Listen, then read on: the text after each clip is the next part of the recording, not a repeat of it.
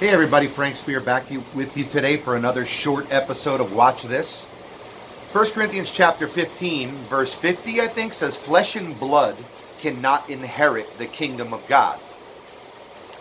There are those who argue that flesh and blood means this human body, this physical, biological body. So therefore, a new supernatural body would have to be received in order to enter into the new kingdom. Therefore, the new kingdom cannot be on planet Earth, because if we're on planet Earth and we were in it today, because we're flesh and blood, we could not be in it, in other words. So therefore, it must be taking place in a supernatural realm, in an invisible realm somewhere. Well, if you turn to Galatians chapter 1, Paul plainly shows us clearly what the Bible means, the New Testament means by flesh and blood. Look at verse 15 of Galatians chapter 1.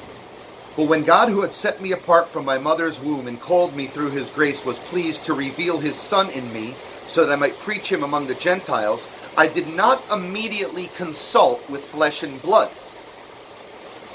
Nor did I go up to Jerusalem to those who were apostles before me, but I went away into Arabia and returned once more to Damascus."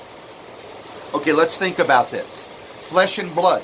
I didn't immediately consult with them. He just got done saying, I was more zealous in Judaism than all my brethren. Right? He says, verse 13, "For you have heard in my former manner of life in Judaism, how I used to persecute the church of God beyond measure. I tried to destroy it.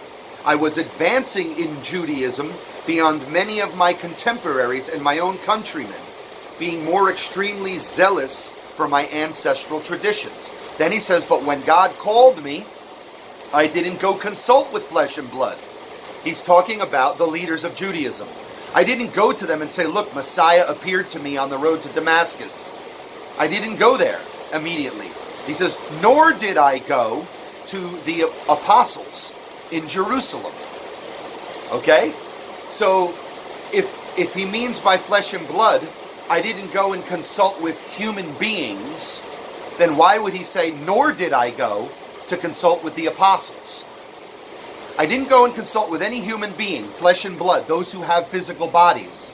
Nor did I go to the apostles. Well, didn't the apostles have this? Flesh and blood?